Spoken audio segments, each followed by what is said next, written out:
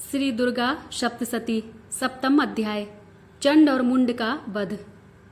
मैं मातंगी देवी का ध्यान करता हूँ। वे रत्नमय सिंहासन पर बैठकर पढ़ते हुए तोते का मधुर स्वर सुन रही हैं। उनके शरीर का वर्ण श्याम है। वे अपना एक पैर कमल पर रखे हुए हैं और मस्तक पर अर्धचंद्र धारण करती हैं तथा कल्हार पुष्पों की माला धारण किए बीड़ा बजाती हैं। वे लाल रंग की साड़ी पहने हाथ में शंखमय पात्र लिए हुए हैं। उनके बदन पर मधु का हल्का हल्का प्रभाव जान पड़ता है। इस प्रकार ध्यान करके सप्तम अध्याय का पाठ आरंभ करते हैं।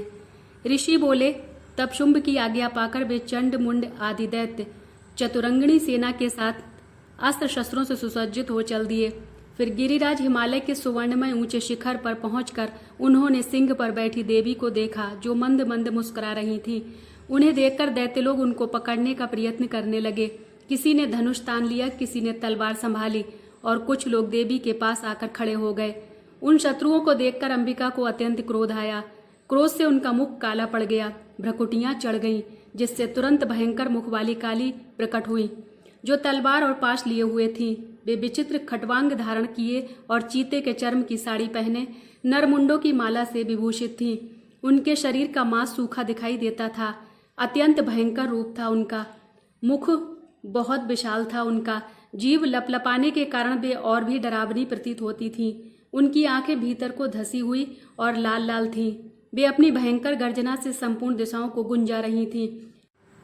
बड़े बड़े दैत्यों को मारती हुई वे कालिका देवी बड़े वेग से दैत्यों की सेना पर टूट पड़ी और उन सबका भक्षण करने लगी। वे पाशर्व रक्षकों, अंकुशधारी महावतों, योद्धाओं और घंटा सहित कितने ही हाथियों को एक ही हाथ से पकड़कर मुंह में डाल लेती थीं। इसी प्रकार घोड़े, रथ और सारथी के साथ रथी सैनिकों को मुंह में डालकर वे उन्हें बड़े भयानक रूप से चबा डालती थीं।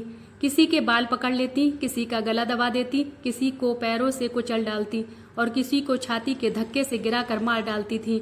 वे असुरों के छोड़े हुए बड़े बड़े अस्त्र शस्त्र मुंह से पकड़ लेती और दांतों से चबा डालती थीं। काली ने बलवान एवं दुरात्मा दैत्यों की वह सारी सेना कुचल डाली, खा डाली और कितनों को मार भगाया। कोई तलवार के घाट उतारे गए, कोई खटवांग से पीटे गए और कितने ही असुर दांतों से कुचले गए। इस प्रकार देवी ने असुरों की उस सारी सेना को क्षण भर में मार गिराया। यह देख चंड उन अत्यंत भयानक काली देवी की ओर दौड़ा तथा महादैत्य मुंड ने भी अत्यंत भयंकर बाणों की वर्षा से तथा हजारों चक्रों से उन भयानक नेत्रों वाली देवी को ढक दिया। वे अनेक चक्र देवी के मुख में समाते हुए ऐसे दिखाई दिए मानो बहुत से सूर्य बिंब बादलों के पेट में समाते जा रहे हों। तब भयंकर गर्जना करने वाली काली ने अत्यंत रोष में भरकर विकट अट्टहास किया। उस समय उनके विकराल मुंह के कठिनता से देखे जा सकने वाले दांतों के प्रकाश में वे दमक रही थीं। देवी ने बहुत बड़ी तलवार हाथ में लिए हुए हम का उच्चारण करके चंड पर धावा किया और उसके केश पकड़कर उसी तलवार से उसका सिर काट डाला। चंड को मारा गया देखकर मुंड भी देवी की ओर दौड़ा। तब देवी ने रोष में भरकर उसे भी तलवार की मार से धरती पर सुला दिया।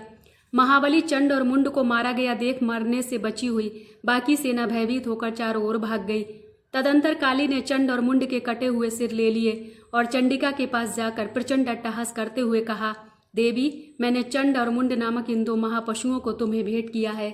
अब युद्ध रूपी यज्ञ में शुंभ और निशुंभ का तुम स्वयं ही वध करना। ऋषि कहते हैं, वहां लाए हुए उन चंड मुंड नामक महादैत्यों के कटे हुए सिर देखकर कल्याण में चंडी ने काली से मधुरबाड़ी में कहा, देवी, तुम चंड और मुंड को लेकर मेरे पास आई हो, इसलिए आज से संसार में चामुंडा नाम से तुम्हारी ख्याति होगी। चंड मुंड वध नामक 7वां अध्याय पूर्ण हुआ। जय माता दी।